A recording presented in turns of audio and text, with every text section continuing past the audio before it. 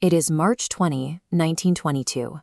The air at the Norfolk Naval Shipyard is cool and sharp, filled with the roar of heavy machinery and an electric sense of anticipation along the pier. Thousands of eyes are fixed on the vessel tied to the docks. Sailors and officers gather to witness a radical, almost scandalous alteration unfolding in plain sight. The Navy took the USS Jupiter, a cargo ship designed to haul dirty coal for the fleet, and stripped away its entire upper structure. To the traditionalist sailors standing on the pier, the resulting silhouette looks like a tragic mistake. A military vessel without a command structure or defensive armaments goes against centuries of naval design. In place of the massive coaling towers, engineers installed a bizarre new roof. They bolted a flat, 534-foot expanse of wood straight over the top of the hull. This physical overhaul was intentional. The Navy had gutted the Jupiter to birth an untested class of warship. Today, they are commissioning her as the USS Langley. To understand the shock of the Langley, you have to look at the vessels anchored right next to her.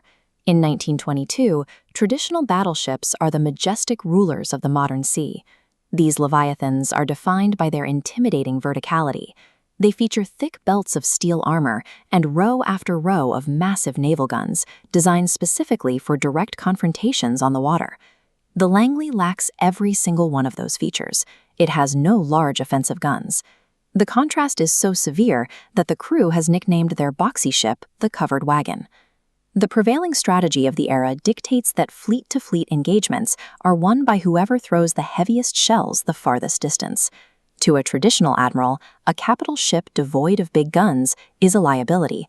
But comparing the Langley to a battleship misses the point.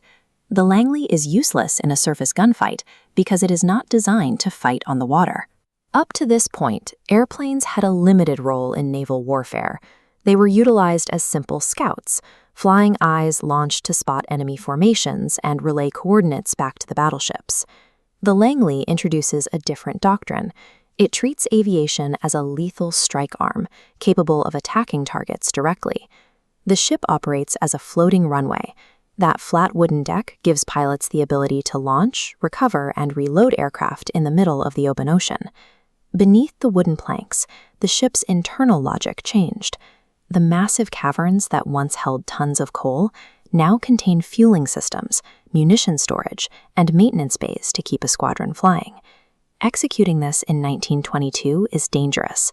Pilots fly frail biplanes with wooden propellers, attempting to land on a moving platform using untested arresting gear, a system of cables strung across the deck meant to snag a plane before it rolls into the sea.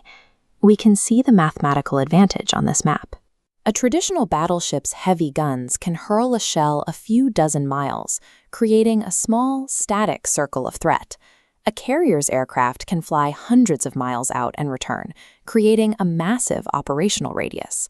The Langley itself is defenseless, but by packing bombers and fighters onto its deck, it can project explosive firepower to the enemy's front door, while keeping the ship safely out of range. Beyond the tactical mechanics, the Langley was driven by the global geopolitical landscape of 1922. Following a devastating world war, international treaties are actively attempting to prevent a new arms race. These agreements strictly cap the total tonnage and construction limits of traditional battleships for all major powers. But the treaties focus heavily on big guns and thick armor. Aircraft carriers are so wildly untested that they fall outside established treaty restrictions. The Navy recognized a loophole. They transformed a coal ship into an experimental flat top as a calculated gamble to build a new class of capital ship without violating international law. As the mechanics clear the deck of the Langley and the first aircraft engines turn over, that gamble becomes a reality. The commissioning of this odd-looking former coal ship begins the rapid obsolescence of the heavy battleship. Rear Admiral William Moffett, the chief of the Bureau of Aeronautics, stakes his entire career and reputation on the success of these early test flights. The battlefield of the ocean has expanded upward. From this day forward, controlling the skies will dictate who controls the seas.